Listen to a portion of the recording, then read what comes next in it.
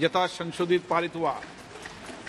Item number 18 Delhi नगर निगम संशोधन विधेयक 2022। माननीय मंत्री जी।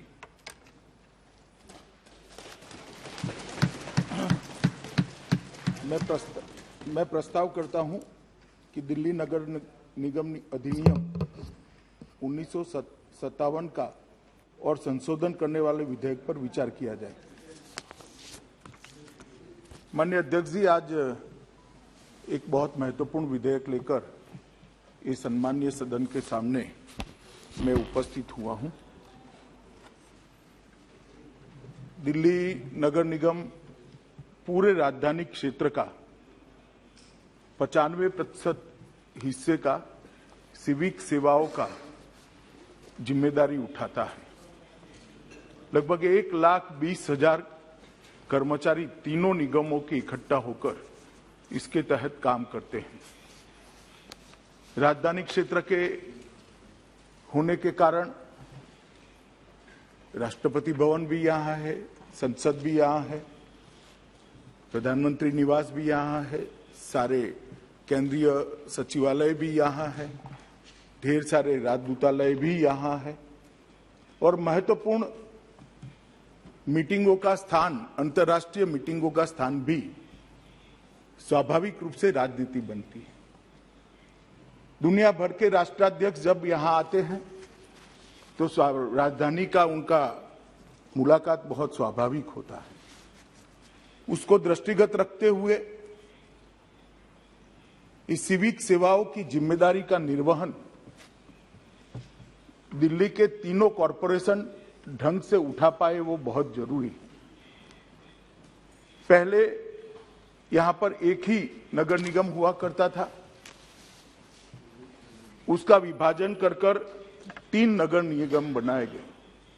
माननीय अध्यक्ष जी, थोड़ा पीछे में सदन को ले जाना चाहूंगा। 1883 से पंजाब डिस्ट्रिक्ट बोर्ड एक्ट के तहत दिल्ली नगर निगम चल रहा था। 1957 में दिल्ली नगर निगम की एक्ट के द्वारा स्थापना हुई और 1993 और 2011 में संशोधन हुए और अंततोगत्वा उत्तरी नगर निगम दिल्ली, दक्षिणी नगर निगम दिल्ली और पूर्वी नगर निगम दिल्ली 3 निगमों में इसका बंटवारा हुआ। बंटवारे के कारण, बंटवारे के पीछे की मंशा मैंने पूरे गृह विभाग की फाइलें खंगाली है, बहुत स्पष्टता से मालूम नहीं पड़ती। इसलिए मैं मेरी मर्यादा भी सदन के सामने रखता हूं, क्योंकि मुझे बताना चाहिए था सदन को कि इस निगम का बंटवारा क्यों हुआ था, किस आशय से हुआ था, क्या ध्येय को सामने रखकर किया गया था। मगर जितना, आप तो मंत्री नहीं थे दादा उस वक्त, फाइल मैंने देखी है, ऐसा भी नहीं लिखा है, ऐसा भी नहीं लिखा है।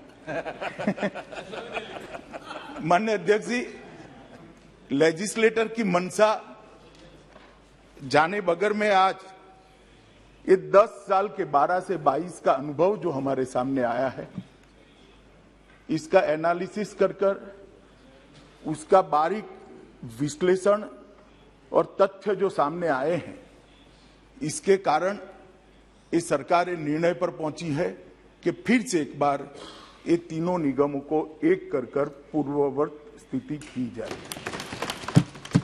क्योंकि ये जो बंटवारा हुआ था वो माननीय अध्यक्ष जी आनंद फानंद में किया गया बंटवारा था। मैं नहीं कहता, क्योंकि ऐसा भी मेरे पास प्रमाण नहीं है, कोई राजनीतिक उद्देश्य रहे होंगे, परंतु कोई उद्देश्य जब नजर में नहीं आता है तो विचार जरूर होता है कि राजनीतिक उद्देश्य से इसे किया गया होगा। मगर आज जब ये तीनों निगमों को एक करने की मंशा लेकर सरकार इस महान सदन के सामने आई है, तब मैं निश्चित करना चाहता हूं, बताना चाहता हूं कि हम क्यों आए हैं। एक अभी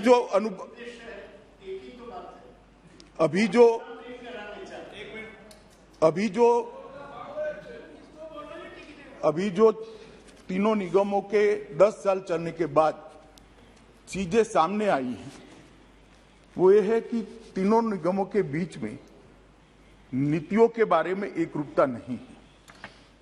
एक ही शहर के 3 हिस्सों में अलग अलग नीतियों से निगम चलते हैं, क्योंकि नीतियों की चलाने की, निर्धारित करने की शक्ति हर एक निगम में निहित है। हर निगम के बोर्ड को अधिकार है कि वो अपने चलाने की नीतियों को तय करे। कार्मिकों की सेवा की शर्तों में और स्थितियों में भी एक रूपता नहीं रही है। ये एनोमली के कारण ढेर सारा असंतोष कार्मिकों के बीच में भी नजर में आया है और संसाधनों और दायित्वों का जब निगमों को बांटा गया तब बहुत सोच समझकर इसका बंटवारा नहीं किया गया। 3 निगम में से एक निगम तो हमेशा सरप्लस रहेगा उनकी इनकम की दृष्टि से, और बाकी 2 निगमों की लायबिलिटी ज्यादा होगी मगर इनकम कम होगी। तो निगमों को बांटते वक्त भी संसाधन की प्राप्ति और संसाधन के खर्च के बीच के संतुलन की व्यवस्था उस वक्त देखी नहीं गई है। इसके कारण ढेर सारी ऐसी परिस्थितियां खड़ी होती है कि जो लोग चुनकर आते हैं उनको निगम चलाने में बड़ी तकलीफ होती है। और मैं निश्चित रूप से कहना चाहता हूं, जिम्मेदारी के साथ भी कहना चाहता हूं, क्योंकि मुझे मालूम है विपक्ष के मेरे मित्र इस पर सवाल भी उठाएंगे, मुझे पूछेंगे भी, बाद में मुझे जवाब भी देना है, मगर निश्चित रूप से जिम्मेदारी के साथ कहना चाहता हूं कि दिल्ली सरकार यहां पर स्टेप मदर एटीट्यूड के साथ ये नगर निगमों के साथ व्यवहार कर रही है। एक सौतेली मां जैसा व्यवहार हो रहा है और इसके कारण ये सारे नगर निगम अपनी ड्यूटियों का, अपने दायित्वों का निर्वहन करने के लिए अपने आप को पर्याप्त संसाधनों से लैस नहीं पा रहे। इसलिए ये जो बिल लेकर मैं आया हूं उसमें इतने उद्देश्य ये बिल के द्वारा मैं सदन के सामने रखना चाहता हूं। जो 3 नगर निगम है इसको एक कर फिर से एक बार दिल्ली नगर निगम 1 बनाया जाए।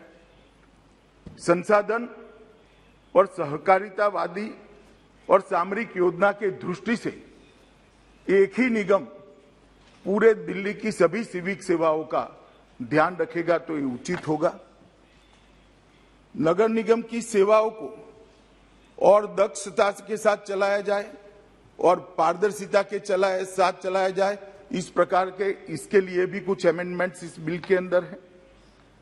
दिल्ली के पार्षदों की संख्या को भी 272 से कम कर ज्यादा से ज्यादा 250 तक सीमित करने का भी इसमें प्रस्ताव है। और नागरिक सेवाओं को कहीं भी और कभी भी, मैं फिर से रिपीट करना चाहूंगा, कहीं भी और कभी भी ये सिद्धांत के आधार पर व्यवस्थित किया जाए। माननीय अध्यक्ष जी, जब मेरे साथी मंत्री बिल को सदन में रखे तब मेरे विपक्ष के मित्रों ने कुछ आपत्तियां उठाई थी। कुछ तो संवैधानिक आपत्तियां थी, कुछ राजनीतिक उद्देश्यों के लिए उनकी टिप्पणियां थी। उसको मैंने बारीकी से पढ़ा है। फिर भी अगर आज वो ज्यादा स्पष्टता चाहते हैं तो मैं करने के लिए तैयार हूं, मगर मेरा आप सभी सदन के सदस्यों से अनुरोध है कि बिल को दलगत राजनीति से ऊपर उठकर देश की राजधानी की व्यवस्था का मामला समझकर बहुत गंभीरता के साथ हमने सोचना चाहिए। और ये बिल पारित होने के बाद मुझे पूरा भरोसा है कि अभी जो स्थिति है इसमें काफी सुधार आएगा। इसके अलावे केंद्र सरकार की इसके पीछे कोई मंशा नहीं है। अतः मैं चर्चा में आप सभी के विचार सुनने के लिए यहाँ बैठा हूँ और आपसे भी अनुरोध करता हूँ अध्यक्ष जी कि चर्चा मेरिट्स पर हो, इसके लिए आप भी हम सबका मार्गदर्शन करेंगे। धन्यवाद। तिवारी जी, दादा